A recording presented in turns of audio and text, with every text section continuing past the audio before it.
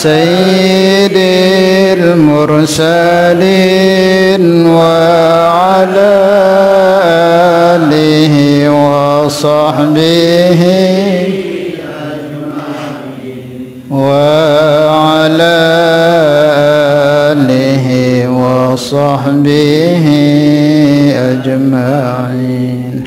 بسم الله الرحمن الرحيم. إلى حضرة النبي المصطفى رسول الله صلى الله عليه وسلم وعلى آله وأزواجه وذرية الصحابة وأتباعه وإلى حضرة جميع إخوانه من الأنبياء والمرسلين والشهداء الصالحين أولياء المقربين علماء العاملين والمصنفين وجميع الملائكة المقربين وخصوصا لمصنف هذا الكتاب الإمام أحمد بن عطاء الله السكندري رضي الله تعالى عنهم أجمعين. شاء لله لهم الفاتحة. بسم الله الرحمن الرحيم. الحمد لله رب العالمين الرحمن الرحيم مالك يوم الدين إياك نعبد وإياك نستعين اهدنا الصراط المستقيم صراط الذين أنعمت عليهم غير المغضوب عليهم ولا الضالين آمين. Sila dia baca sahabat kitab.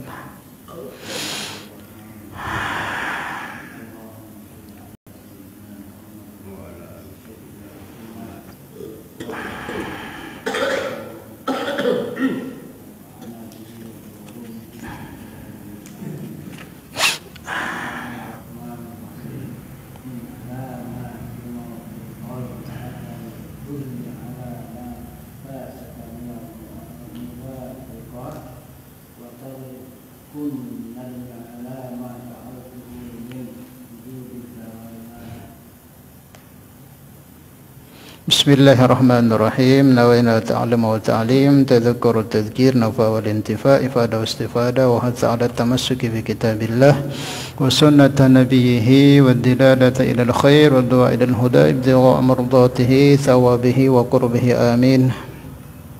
قال المؤلف رحمه الله تعالى عليه ونفعنا الله به وبعلومه في الدنيا والآخرة.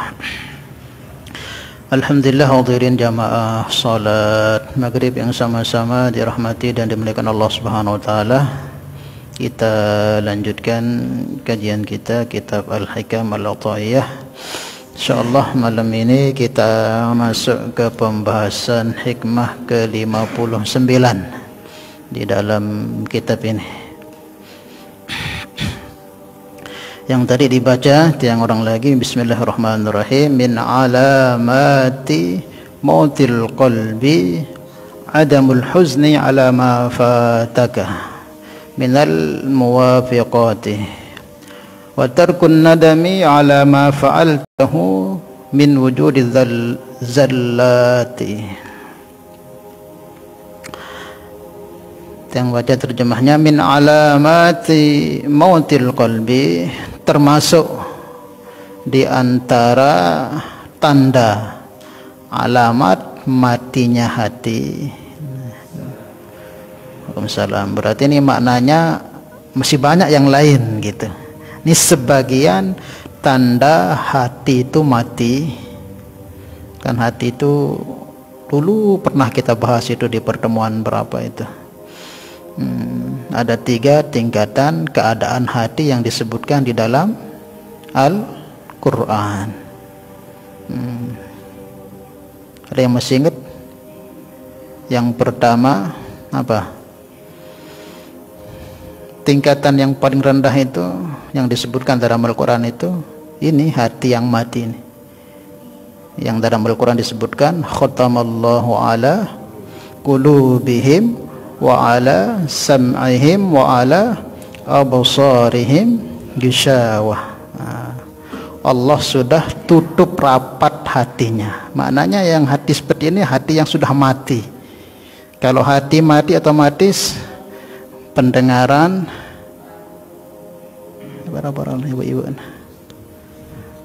penglihatan itu sudah enggak berfungsi sudah. Karena sentral hati untuk menerima hidayah itu sudah tertutup, maka enggak fungsi. Maka dalam ayat lain disebutkan sawaun alaihim a'anzartahum am lam tum la yu'minun. Siapapun yang datang nasihati dia, wala nabi wala malaikat sekalipun, karena sudah ditutup, enggak ada lewatnya masuk. Itu botol, kalau sudah tutup rapat Kalau dimasukin air sampai sedunia ini bisa masuk enggak? Hah? Enggak bisa, harus dibuka. Itulah hati yang mati. Itu tingkat pertama. Khatamallahu ala qulubihim wa ala sam'ihim wa ala absarihim. Nah, ini disebutkan di kitab ini. Nah, orang-orang punya hati seperti ini ciri-cirinya apa? Walaupun ini nisbatnya ayat itu memang untuk orang kafir, tapi juga ada orang yang beriman yang seperti memiliki hati mati, yang mana dia itu sudah menjadi kelezatan dan kenikmatan kalau melakukan kemaksiatan itu. Dominan kesenangannya itu selalu keburukan saja. Enggak tenang, enggak puas hidupnya kalau enggak maksiat. Ada enggak orang seperti itu? Enggak senang, belum gembira, belum puas dia kalau orang itu enggak bermaksiat oleh dia. Itu ada orang seperti itu. Ada kan orang seperti itu tuh. Pokoknya lihat dengan harus bermusuhan, harus itu ciri-ciri hati yang sudah mati. Itu pun ada pada diri orang beriman. Kemudian yang kedua, qalbun marid. Disebutkan juga dalam Al-Quran. Apa ayatnya? Fi qulubihim maradun fazadahumullahu marada. Orang-orang yang ada penyakit di hatinya dan dia tidak pernah usaha untuk mengobatinya, fazadahumullahu marada. Allah tambah lagi sakit. Kok tetap saja nggak diperhatikan, lama-lama mati juga dia hati itu. Nah, tapi kelebihannya hati yang masih sakit, marid, qalbun sakim ini, hati marid ini masih bisa diobati. Nah, kalau jasad kita ini, kalau ada orang mati itu ada satu obat yang nggak bisa diobati. Nggak ada obatnya apa? Mati. Kematian itu nggak ada obatnya itu. Harus kalau dibiarkan jadi virus nanti. Nah, seperti itu. Tapi kalau hati itu sakit atau fisik ini sakit, seberat apapun masih ada harapan dia untuk diobati. Begitu juga hati ini. Kalau masih sakit, masih bisa diobati. Ciri-cirinya apa? Ya, susah mau buat kebaikan. Dia keburukan terus juga. Tapi ada keinginan, ya Allah, piran aku ini taubat masih ngene-ngene diri. Nah, ini hati walaupun posisi sudah kayak seperti itu, tapi masih bisa diobati karena masih ada responnya. Nah, seperti itu.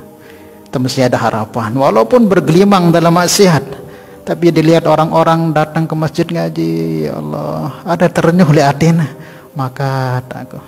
Lihat orang berbuat kebaikan, masih ingin, walaupun dia masih lihat orang-orang soleh itu masih ada rasa cintanya begitu, walaupun terus bergelimang dalam maksiat. Nah, ini ada harapan juga, insya Allah bisa diobati kalau mau berobat. Nah, ada yang ketiga, qalbun salim. Disebutkan dalam Al-Quran, yauma la yanfa'u malun wala banun illa man atallaha biqalbin salim. Hati yang sudah selamat, yang hampir 99% condongnya dalam taat saja, sudah jijik dia dengan maksiat itu. Sudah tidak mau, ibarat bangke di hadapannya kalau mau buat maksiat itu. Nah, ini orang yang qalbunnya sudah salim. Nah, ini ya tingkatan para kekasih-kekasih Allah. Nah, itu kita di antara yang dua ini, imam mati, imam sakit. Nah, di sini Imam Ahmad ibn Athaillah Sekandari menyebutkan termasuk di antara tanda-tanda matinya hati apa itu? Adamul huzni, kehilangan atau ketidakadaan rasa sedih, susah, ala ma fataka minal muwabiqat, yaitu tidak ada rasa sedih, susah atas kehilangan daripada amalan-amalan ketaatan. Dan ada sedihnya sembahyang kelewatan biasa. Nah, ini kan tingkatan. Ada orang yang wajib kadang dia gawe, iselu ya biasa, dia nara sedikit pun rasa sedih, susah. Nah, Nah ini wah ciri hati sudah mati. Nah, lagu lama masih ara walaupun dia sembahyang no. Lagu merasa lihat ini ada penyesalan. Oh berarti ini hati ini sekarat lah. Sekarat. Nah, tapi kalau nggak ada respect, ia tinggalan sembahyang, ia puasa Ramadan dia nak puasa. Ini orang seperti ini dikodok pun nggak ada keinginan, pokoknya nggak ada respectnya, biasa saja. Nah ini ciri yang pertama hati itu mati. Dia sedihnya ketika ketinggalan amal-amal kebaikan. Ini bermacam tingkatan. Kalau tingkatan yang awal ya tingkatan yang paling buruk. Tingkatan yang paling buruk yaitu ketinggalan wajibat yang wajib ketinggalan, dia tidak ada respon. Ini hati yang betul-betul sudah parah yang dimiliki oleh seorang yang mukmin. Sholat ketinggalan, kadang dia sempat kodok, no ya biasa tenang. Kadang mengatakan aku biasa dekku sembahyang tetap doanku sehat, tetap doanku lancar rezeki, nuluk sekeno anu dek no susah doang hidup. Nah, seperti ini ciri hati sudah mati seperti ini. Nah, ada tingkatan juga, nah tingkatan yang bagus juga ini, sedih atas ketinggalan yang sunnah begitu. Nah, terlambat dan mau berjamaah sedih. Nah, ini bagus hati seperti ini nih. Telat dan mau lalu ngaji sedih. Nah, itu hati yang bagus. Sebagaimana zaman sahabat kan, banyak sahabat itu banyak yang ketinggalan amal-amal kebaikan atau kerusakan khusyuknya dalam sholat, itu penyesalan yang luar biasa para sahabat, sampai menyedekahkan apa itu yang sering kita dengar ceritanya Buthalah itu, semua kebunnya yang begitu bagus disedekahkan kepada Nabi karena merasa terganggu sebab itu kekhusyukan dia dalam sholat sunnahnya. Nah itu para sahabat. Kemudian yang kedua apa ciri-cirinya? Wa tarkun nadami. Nah, ciri-ciri hati mati yang kedua, hilangnya kesedihan, tidak adanya sedih. Alama fa'altahu, atas perkara yang dia kerjakan, min wujudiz zallati, daripada kemaksiatan. Ya gawe maksiat no marai biasa. Ndek nara respon takutna, ndek nara khawatirna atas maksiat tersebut, dia gawe yang nginem, ya berzina, ya ngerampok, ya begibah, nyakitin dengan mara biasa, ndek nara takutna bahwa ini kemaksiatan, dibenci oleh Allah Subhanahu wa taala. Itu ndak respon. Atau malah dibuat jadi ajang. Sekarang kan banyak itu di YouTube itu. Ajang ketenaran banyak di YouTube itu kan. Apa saya cek di YouTube itu. Apa istilahnya bercakap-cakap itu apa sekarang kan tenar itu. Apa namanya? Talkshow arena. Kan ada orang itu ngomong sama, kadang dia buka umum, sudah jadi umum itu. Dia bersetubuh dengan anaknya sendiri, dengan dia diceritakan di situ. Maksiat itu kan. Dibukanya di umum. Ini orang yang sudah gimana itu? Anggapnya ya maksiat nomor biasa, sensasi. Nah ini bukan mati lagi sudah. Nah, ini harusnya orang itu kalau maksiat ya seumpama gitu, jangan sampai begitu. Malah diceritakan jadi kebanggaan di depan umum. Nah ini ya Allah, sedih kadang kita lihat itu. Naudzubillah itu. Jadi sensasi kemaksiatan seperti itu. Wa tarkun nadami ala ma fa'altahu min wujudi dzallat, tidak ada rasa sedih, takut, khawatir atas hal yang dibuat daripada kemaksiatan atau hal-hal kemaksiatan yang lalu yang telah dia kerjakan, dan ada sedihnya biasa doang igawe, malah jadikan satu kebanggaan, kesenangan. Ini ciri kedua hati itu mati. Salah ya? Ini ya kita ke diri kita, jangan sampai ke orang ya. Karena kita ngaji kitab-kitab tasawuf seperti ini untuk perbaiki diri. Dek ngaji ini untuk berarti sekendoan. Dek ini baik barah. Karena ngaji sekian ini ujiannya ada juga ujiannya, ngaji seperti ini nih. Kiai Zairon dulu almarhum beliau mengatakan penyakitnya orang ngaji ihya, ngaji hikam, ngaji kitab tasawuf itu dia gaji nanti dari timbangannya untuk orang lain. Oh berarti lo sekeno anu yang ngono sifatnya. Ndik nekadu untuk timbang diri nah. Sehingga walaupun beribu-ribu kitab sekenak senekaji dinajain ini berubah. Nah, makanya kita ngaji seperti ini untuk ngajain diri teh adik. Itara anggek sifat-sifat marak ngeneni le diri teh. Paham maksudnya deh? Itu gunanya kita ngaji seperti ini. Nah, supaya apa? Tambah ngaji kita ini tambah terarah, tambah ngaji tambah bagus. Nah, itu diantara yang disebutkan oleh Imam Ahmad Ibn Athaillah tanda-tanda ciri hati itu mati. Yang pertama, dia narik kesedihan lamun ketinggalan amal-amal soleh. Kemudian yang kedua, dia narik takutnya atas melakukan maksiat.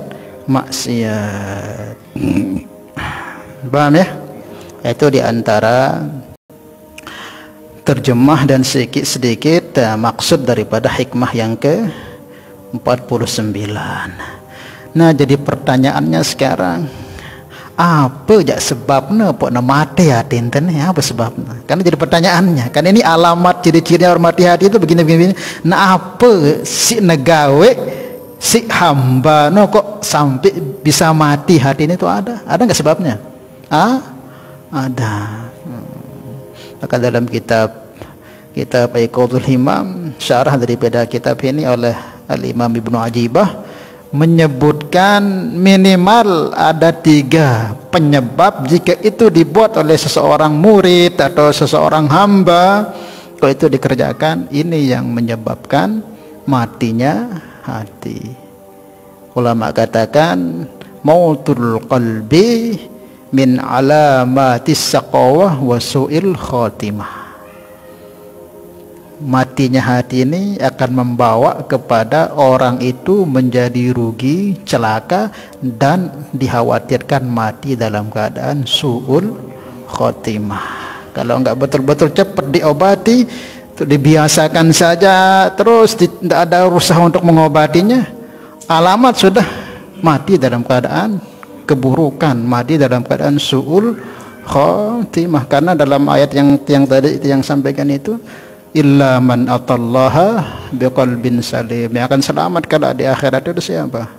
Yang hadir, yang datang kepada Allah dalam keadaan hatinya itu selamat. Maka usaha kita di samping kita tekun ibadah, tekun juga usaha hati ini tetap terjaga. Wallahu alam bisa. Pertama, penyebabnya orang tersebut bisa hatinya mati itu disebutkan oleh Imam Ibnu Ajibah dalam kitabnya Iqadul Himam, syarah daripada Hikam. Salah satu syarah dari kitab Hikam ini, hubbud dunya. Apa? Cinta dunia. Kalau sudah cinta dunia ini masuk ke dalam hati kita, nah ini akan bisa menyebabkan matinya hati. Jadi cinta dunia ini bukan berarti terus dendik jadi dengan sak berdua kepeng, bukan. Nah, bukan terus kita berjabat jadi ngene berarti dedek bermati hati, ndak. Yang mau berjabat silahkan berjabat, yang mau harta silahkan jadi orang kaya, tapi jangan sampai cinta. Maka sebagian ulama menyebutkan apa yang dimaksud cinta dunia yang menyebabkan hati itu bisa mati itu apa? Yaitu cinta terhadap dunia yang bisa membahayakan kita nanti di akhirat. Hubbud dunia yang akan mewariskan kita an-nadamah ba'da mautihi, akan menjadikan penyesalan, kecelakaan kepadanya nanti kalau dia sudah mati gitu. Misal kita berdua harta, luwih harta ente, lagu harta tadi kado te beboto, kado te apa malik berpoya-poya, kado te beli barang-barang sendinara apa dana faedahna untuk sombong-sombongan, itu kan membahayakan ke di akhirat. Judi online atau beli-beli yang atau dia buat satu tempat gitu untuk orang maksiat kan sugih no. Nah, hal-hal seperti ini nih yang harta itu menjadikan kita celaka di akhirat, inilah namanya hubud dunia yang bisa mematikan hati. Maka Islam itu nggak melarang kita mau jadi orang kaya. Dilarang nggak Islam? Dilarang nggak jadi orang kaya sama Islam? Hah? Masa? Nggak dilarang. Kalau dilarang, kalau Nabi Sulaiman kalau jadi kaya begitu, Abdurrahman bin Auf berarti salah dia jadi orang kaya. Nggak dilarang. Yang dilarang itu cinta terhadap dunia yang dipastikan kalau itu ada akan menyebabkan kita menyesal sengsara kelak di akhirat. Paham ya? Dagu terberdua kepeng luwe, dagu yang tante kedu umroh kan terbantu dengan terjaga diri itu ada dendek minta-minta ada dengan ndak kelihatan kita ni orang-orang yang rendah di hadapan orang-orang kafir. Kemudian kita jaga diri supaya keluarga kita supaya ndak meminta-minta dan sebagainya, kita gunakan untuk kebaikan-kebaikan. Ini hubud dunia yang membawa ke surga. Jadi paham maksudnya ya? Jadi seperti itu. Jangan kita pandang barah lamun hubud dunia anu pasti jalan jende. Jabatan ini dilarang nggak punya jabatan? Hah? Dilarang nggak? Hah? Acuan? Nggak dilarang. Kalau gitu Amirul Mukminin yang punya jabatan, siapa lagi? Sahabat-sahabat yang punya jabatan juga. Amr bin As jadi gubernur di Basrah itu. Sina Ali jadi khalifah, jadi presiden. Apa lagi? Nggak dilarang kalau memang jabatan itu tidak merugikannya di akhirat. Maksudnya apa? Dengan jabatannya itu dia pertahankan jabatan ini, dia pertahankan. Kalau nanti jabatan pindah ke tangan orang lain akan membuat umat susah, akan berbuat semena-mena. Nah, itu dilawannya dengan ambil jabatan itu. Nah ini bahkan ada dalil sebutkan dalam hadis itu, pejabat-pejabat atau pemimpin-pemimpin dalam hal keduniaan yang ngurus umat ini, dalam keduniaan umat, dalam makanannya umat, pembangun umat, itu yang adil ini, yang adil, yang betul-betul jaga hak-hak umat. Kalau dia memimpin itu satu tulisan dia saja itu tidak bisa dikalahkan dengan ibadahnya seluruh rakyat yang dipimpinnya. Sehari atau semalamnya pemimpin yang adil yang betul-betul mengayomi umat dengan setiap tindakannya tersebut tidak bisa dikalahkan dengan ibadah seluruh kampungnya. Dan kita tidak boleh dibenci Nabi untuk kita menghalang-halangi atau kita ini memberontak kepada pemimpin-pemimpin yang adil. Nggak boleh itu. Paham ya? Maknanya apa? Jadi punya jabatan juga tidak dilarang dalam agama. Nah yang dilarang itu begem-begem ambil jabatan, dia peduli caranya dengan cara senggol sini, merendahkan sini, sogok sini, terus segala memimpin nanti terus dia akan buat merampok uang rakyat. Nah ini nanti yang akan merugikan di akhir ini yang haram. Dagu zaman nak ini jarang terdait, jarang terdait merasa ngeno. Ya, intinya kita ambil yang mana lebih yang dia berikan manfaat baik kepada rakyat, itu yang kita ambil. Walaupun mungkin niatnya yang macam-macam, ya sudah, yang penting dia hadirkan bisa bermanfaat untuk masyarakat. Paham ya? Itu yang pertama. Ada kaul yang menyebutkan itu. Ulama katakan al-muballaghatu fi talabil ma'ashi yuqi'uka bisyubhati wal haram. Walaupun sebenarnya ya namanya dunia ini walaupun tidak dilarang kita punya, tapi kalau kita nggak kuat iman, kalau nggak ditolong Allah bisa juga jatuh. Walaupun memang tidak dilarang kita jadi kaya, tapi kalau kita nggak betul-betul bisa jaga, jalan mudah hawa nafsu setan untuk menyesatkan kita dengan hal tersebut. Lebih baiknya gimana? Ya, terima saja ya apa ketetapan Allah. Maka disebutkan kalau kalam ulama itu al-mubalaghah, bersungguh-sungguh, sangat sungguh-sungguh menggebu-gebu fi talabil ma'asi wal qut, dalam mencari harta, kehidupan, harta benda dan makanan-makanan, bersungguh-sungguh berlebih-lebihan sampai dia peduli waktu, dia peduli kesehatan, dia peduli macam-macam. Wah pokoknya ngono doan. Ini bisa orang yuqi'uka bil syubhati wal haram, bisa menjatuhkan kamu kepada hal yang syubhat dan yang haram. Terlalu bersungguh-sungguh sampai kahan pedulian wah hari ibadahnya pokoknya yang peduli, halal haram yang peduli, pokoknya nama mau terus. Sampai kesehatannya pun tidak diperdulikan. Sehingga apa? Rentan akan jatuh kepada syubhat dan haram. Kalau sudah syubhat haram terus, itu yang kita buat, otomatis lama-lama pengaruhnya ke hati. Dan kita istighfari, kita teruskan, nah, nanti bisa menyebabkan hati itu bisa mati. Paham ya? Ya. Itu yang pertama, cinta dunia yang menyebabkan penyesalan nanti di akhirat. Kemudian yang kedua apa penyebabnya? Beliau katakan, Imam Ibnu Ajibah katakan, yang kedua al-ghaflah an dzikrillah, sering lupa daripada zikir kepada Allah, sering lalai, bahkan tidak pernah zikir, entah zikir lisan atau zikir hati atau zikir ruh. Seperti kemarin kita bukan dia tawaran zikir, padahal dalam keseharian kita ini kan disibukkan kita, kalau kita mau amalkan selalu dengan zikir. Kita mau makan itu ada zikirnya enggak? Ada doanya enggak? Ada. Mau makan, di pertengahan makan ada doanya enggak? Ada. Habis makan ada enggak? Nah, habis makan ada enggak? Ada. Kalau kita mau keluar rumah ada enggak doanya? Masuk rumah ada enggak? Keluar masjid? Masuk masjid? Masuk WC? Keluar WC? Pakai baju, semua ada.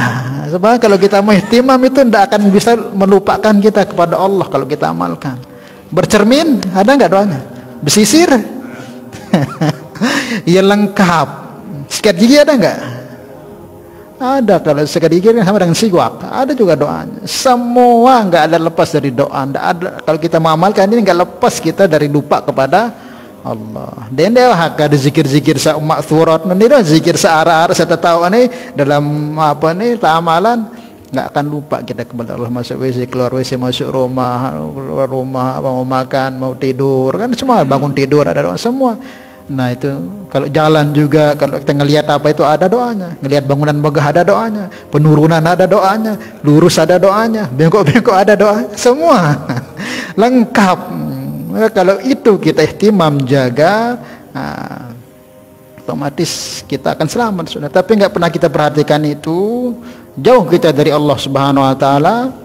Nah, jarang kita berzikir kepada Allah, maka disitulah syaitan itu akan memasukkan ke dalam hati kita belalainya. Satu kali kita lalai, satu kali dimasukkan terus yang akhirnya 1 titik, 2 titik, 4 titik, 5 titik sampai gelap itu hati. Kalau sudah gelap hati, ya, terus tidak pernah diobati, ya jadi mati. Dalam hadis disebutkan, inna syaitan wadi'un khutmahu ala qalbi bani Adam.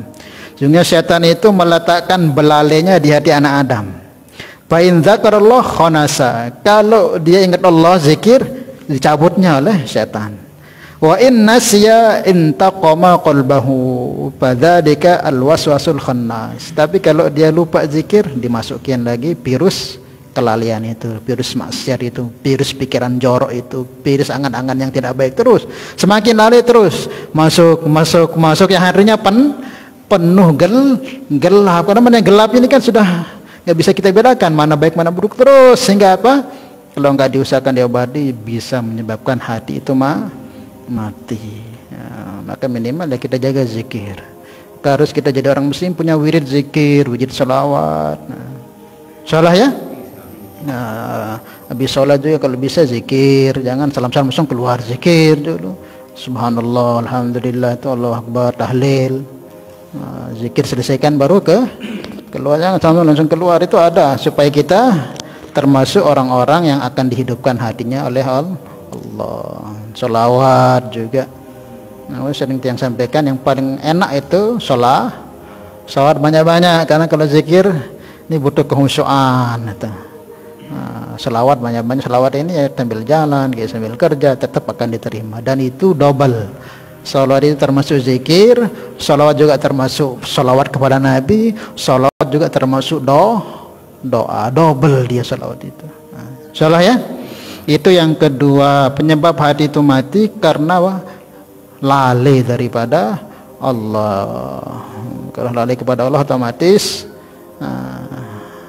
mudah setan akan memancapkan ke hati kita belalainya yang akan bisa menyebabkan kita maksiat kepada Allah. Semakin hari akan gelap hati kita, semakin penuh titik hitamnya, lama-lama akan matilah hati tersebut.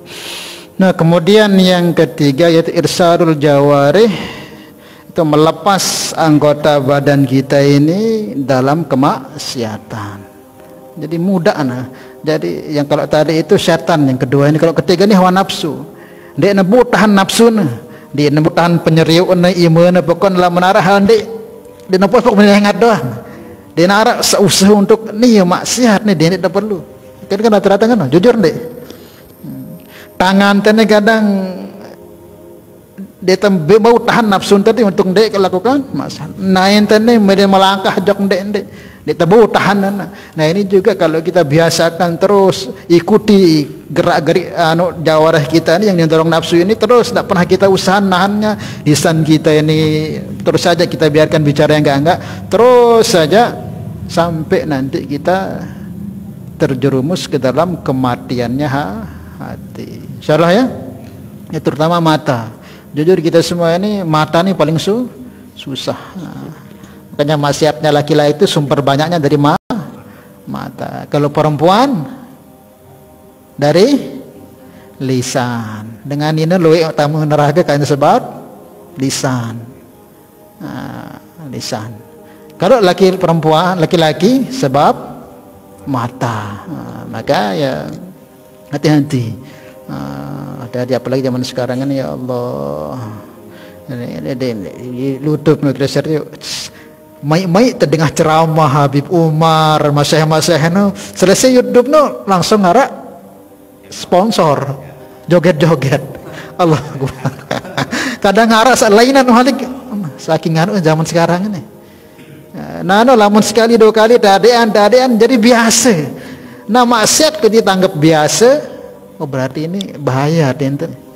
Pada semarak terutama di telik pasar, ada sebagian pegawai yang di tempat-tempat santai-santai lah seperti di Gili itu. Mereka minimal kalau terutama di Gili kan teman-teman banyak ini yang kerja di Gili.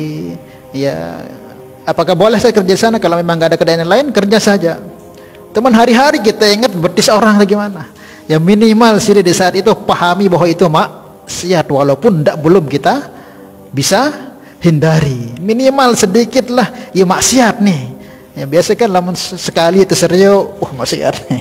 2 kali maksiat, 3 kali, 4 kali, 5 kali ya jadi dendek sampai tanggap ya biasa, terus sampai ditangkap ya maksiat. Kalau sampai hilang ditangkap maksiat, berarti menunjukkan hati kita sudah mati. Maka minimal pahami ini pokoknya maksiat.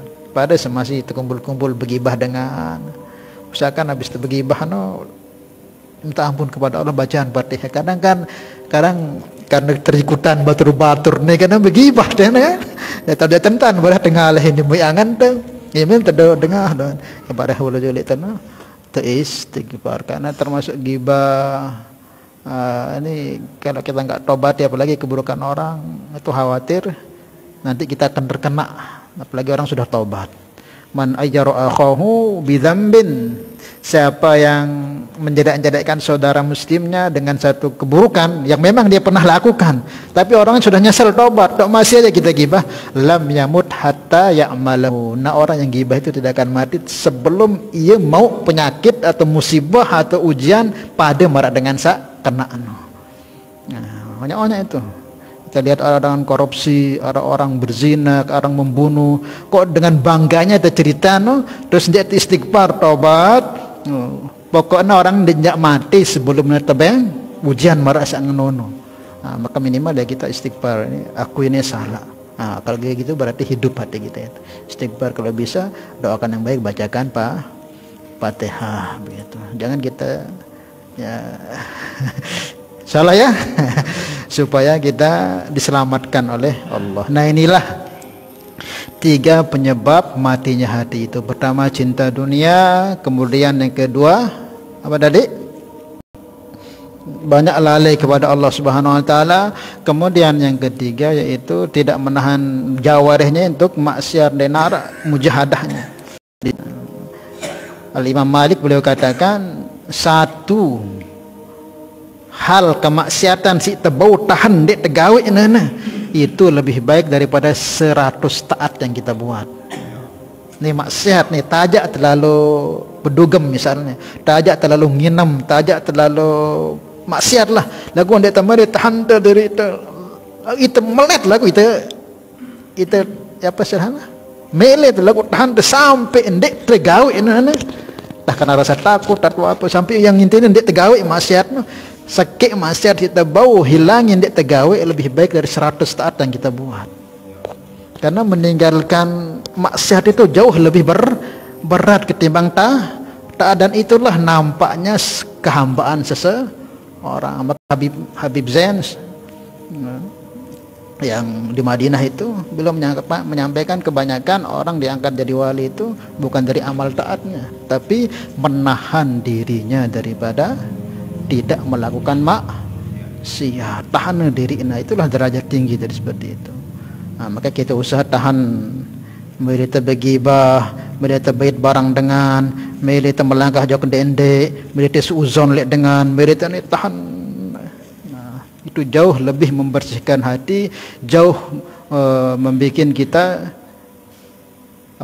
semakin dekat dengan Allah. Tapi kalau taat loe tegawe lagu maksiat pun jalan, gibah jalan, ngelihat dendek jalan, siper jadinya kosong, jadi lubang tutup lubang. Nek ngaji nih ngaji balik jalan lihat maksiat telang pahalan. Wah dia berharap ya akhirat wah penuh lalu pahalan. Lagu apa? Karena maksiat dia sadari ini begibah, ngelihat dendek, suzon lihat dengan, ini kan penghapus itu. Sehingga kosong sampai akhirat jemaah. Wah parahnya doang amalan marah segunung, ternyata diperlihatkan kita habis kebaikan ini, ngaji ini, sembahyang ini, di jalan tadi kita ngelihat maksiat, kita bicara gini-gini, hangus itu, hilang. Makanya satu kebaikan yang kita buat tapi jaga diri terus dari maksiat, itu akan utuh dia bercahaya terus. Terus kita jaga maksiat, semakin bercahaya, semakin Allah angkat kita jadi kekasih Allah. Insyaallah ya. Usaha di samping kita taat, usaha hati te, usaha telinga te, mulut te, penyeriuk te, pikiran te, dendek sampai tersentuh dalam hal yang tidak disukai oleh Allah. Itu cepat nanti akan mengangkat kita. Nur amal itu akan cepat naik. Tapi kalau kalau banyak amal tapi terus kita padamkan dengan maksiat-maksiat yang kita anggap biasa, itu ya siper jadinya nih, dihapus, nah, tahan di diri. Insyaallah ya. Ya, wallahu alam bisawab. Itu di antara penyebabnya. Paham ya? Nggih, sebelum kita lanjut tanyakan enggak? Ya.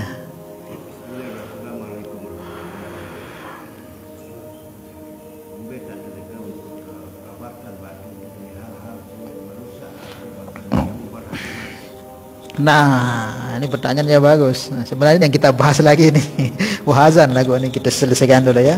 Nah, tahu tuh penyebabnya no adalah hubud dunia, kurang zikir, lupa Allah Taala. Yang kedua, mudah tahu nafsu itu terumbar untuk melakukan maksiat.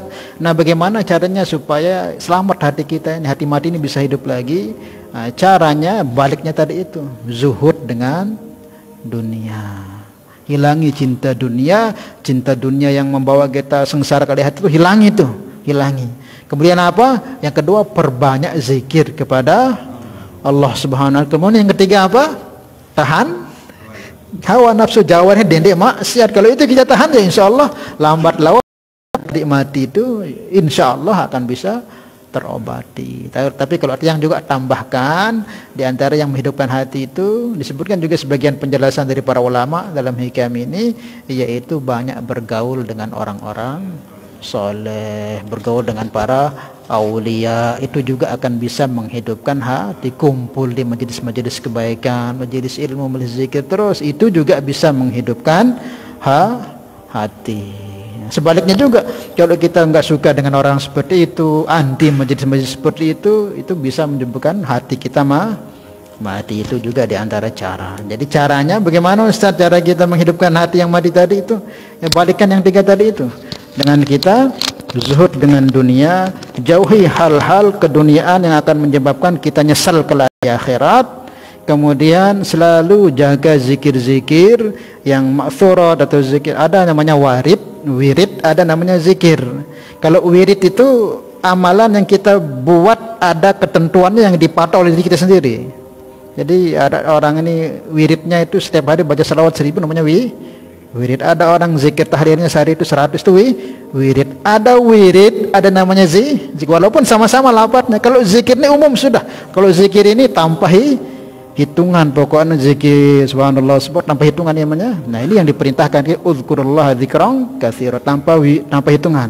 Tapi kalau wirid misalnya habis sholat sih masih bisa baca salawat, mungkin habis sholat itu 100, habis sholat fardu, mungkin malam dia baca ayat Waqiah, Al-Mulk, dan itu namanya wirid. Ada yang wirid, ada juga zikir umum yang perlu kita buat untuk menghidupkan hati kita. Itulah diantara cara untuk menghidupkan hati yang sudah mati. Wallahu a'lam bishawab. Lagi? Iya. Iya. Iya. Iya.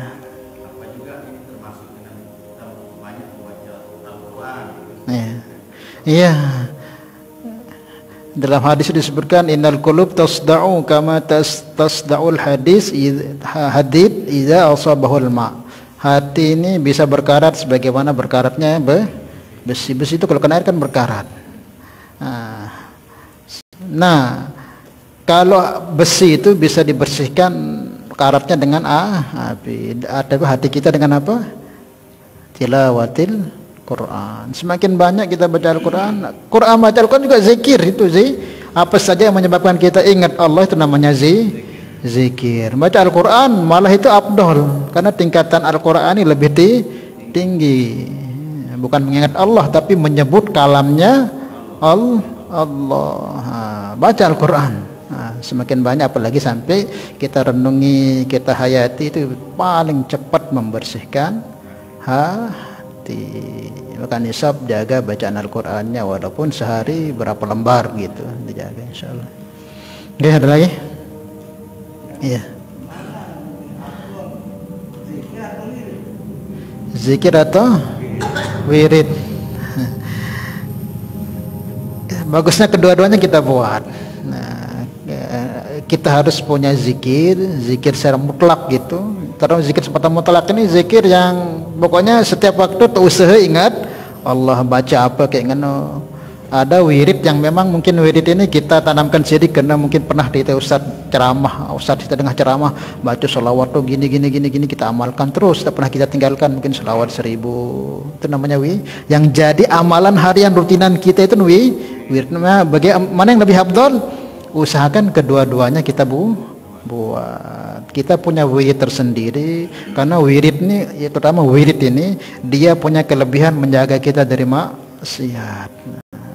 Kalau tetap kita jaga, baca selawat kita berapa, baca tahlil kita berapa, apa ini yang menjaga kita dari banyak lalik. Karena ini sudah jadi patokan backingan kita ini. Tapi kalau zikir-zikir ini ya supaya tetap ingat Allah, ya, baca zikir-zikir. Makanya zikir seperti turun, naik, masuk rumah itu baca aja itu. Mana yang lebih afdal? Nggak minimal ya kita punya warid atau wirid daripada para ulama-ulama kita, atau karena memang kita tentukan. Nah, bisa misal saya mau tentukan sudah baca tahlil itu sehari 500, enggak apa-apa. Wallahu a'lam bishawab ya. Tapi Ustaz enggak ada gurunya, enggak apa-apa, amalkan sudah. Nanti kalau sudah mungkin karena sudah istiqomah sampai puluhan tahun sudah gawe baca tahlil 1000 no, nanti ada pengalaman dendek pahamnya datang jok dengan saya tahu aku nih amalan ngene kok aku tidak dengan mimpi, aku tidak akan ngene nanti bisa diarahkan lagu sedon ini bahaya amalkan. Nanti kalau sudah sampai tingkatan terasa apa datang mungkin ke tuan guru atau apa setiang amalkan ngene kok makat marak ngene tiang ambil mudah-mudahan suruh ngene lanjutan. Insyaallah ya. Cukup? Ada lagi? Hah? Cukup ya, mudah-mudahan sedikit ini bermanfaat untuk kita amalkan dan sampaikan, menjadi sebab Allah Subhanahu wa taala selalu hidupkan hati kita, jauhkan hati kita daripada kelalaian atau kematian hati. Al-hadhiniyah al-Fatihah. Bismillahirrahmanirrahim. Alhamdulillahirabbil alamin. Iyyaka na'budu wa iyyaka nasta'in. Ihdinas siratal mustaqim. Siratal ladzina an'amta 'alaihim. Salatullah salamullah